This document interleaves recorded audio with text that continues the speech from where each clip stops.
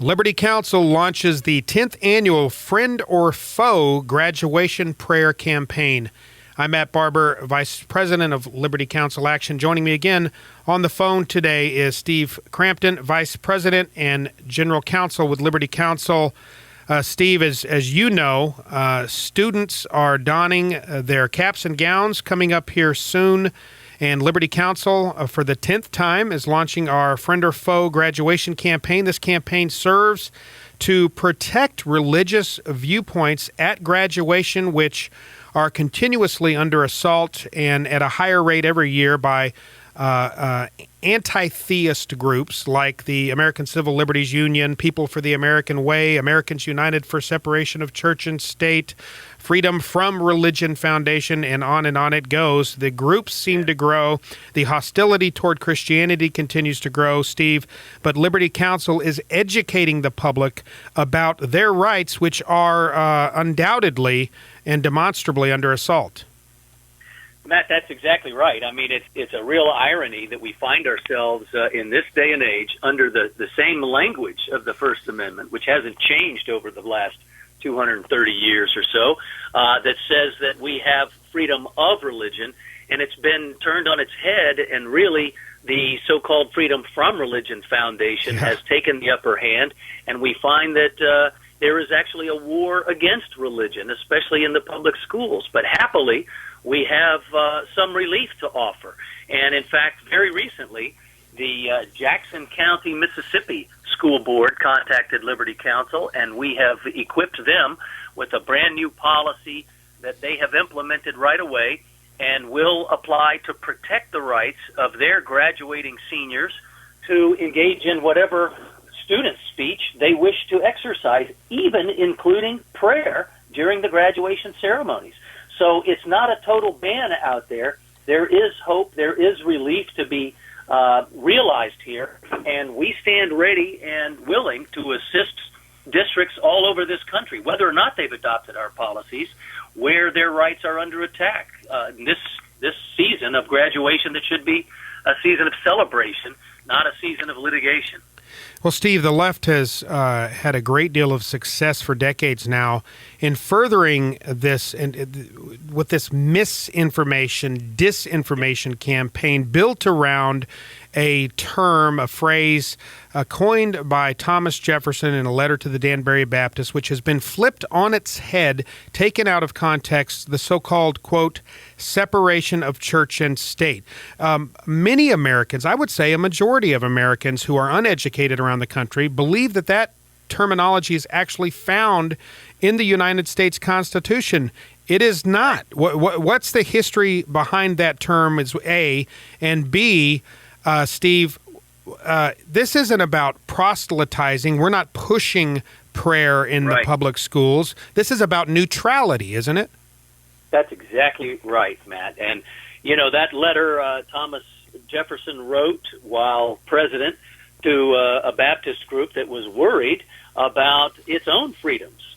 And what Jefferson was doing, as you well know, is assuring the churches that you have protection against the federal government. In fact, as Jefferson rightly understood, the federal government had no jurisdiction whatever over the topic of religion.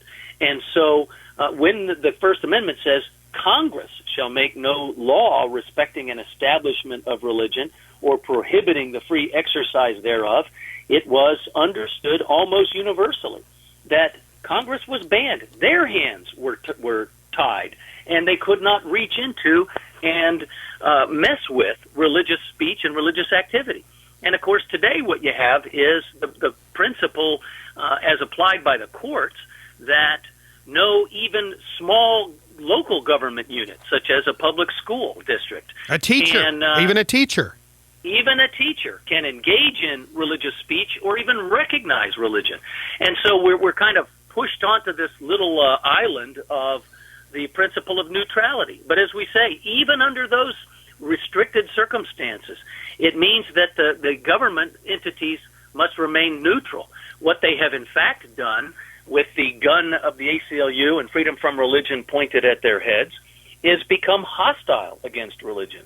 And even the federal courts have recognized that that's impermissible too. You cannot exercise hostility against religion and religious speech, and especially where, as you have in graduation ceremonies all over the country, students seeking to exercise their rights of free speech and rights to freely exercise religion. The federal government nor the state government has any business stepping in and censoring that speech. That's where Liberty Counsel comes in. We would love to hear from those who are facing that kind of threat of outright censorship by government agents against their student speech. Well, Steve, and that's what we're talking about here is viewpoint discrimination. We are saying, as the courts have said, and certainly as the Constitution guarantees, we are saying that the schools, any government entity, must remain viewpoint neutral. Unfortunately, those on the left have twisted the original meaning, certainly even the wording of the First Amendment, the free exercise clause, certainly, and they have said, even the ACLU, for instance, Steve, in their own promotional materials, overtly call for viewpoint discrimination. Let me read something here real quick. That the ACLU has said, quote, this is in flyers that they send out to people around the country. They have said, quote, the message of the Establishment Clause is that religious activities must be treated differently from other activities to ensure against governmental support for religion. That's the ACLU's own language. They have it exactly backwards, don't they?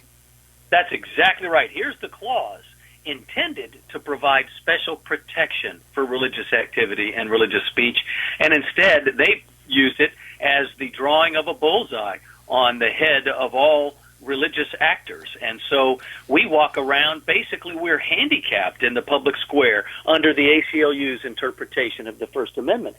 And the tragedy is we have allowed, by our inactivity and basically going to sleep at the wheel, we've allowed the federal courts to implement in large measure that sort of boneheaded philosophy as our legal jurisprudence.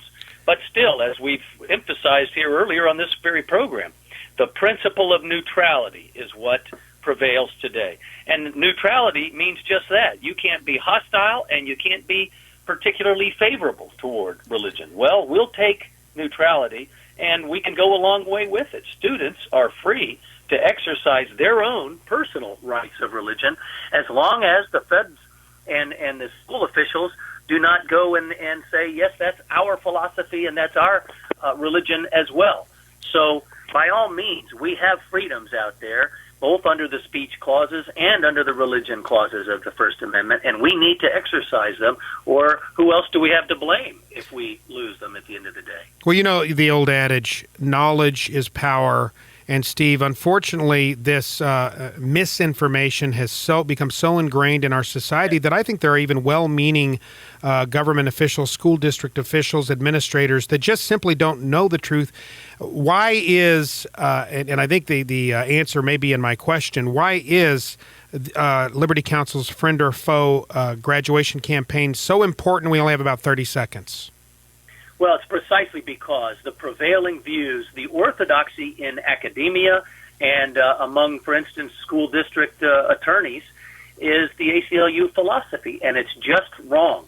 So Friend or Foe campaign exists to come in and educate and, in fact, to protect and represent, when necessary, those districts and those students who wish to exercise their rights fully, which they have every right to do, even under the current interpretations of the First Amendment. Well, folks, knowledge is power. Go to LC's website, lc.org, to gain knowledge. Find out about our Friend or Foe campaign. We have wonderful informational material that you can bring to your school officials, to teachers, to administrators. Educate yourself. Help them become educated. Stop the problem before there is a problem. You can do that with information. Go to lc.org or give us a call, 1-800-671-1776. Liberty Counsel. We have the term liberty in our name for a reason. That's what we're standing up for, and we know that you will join us and stand up for liberty.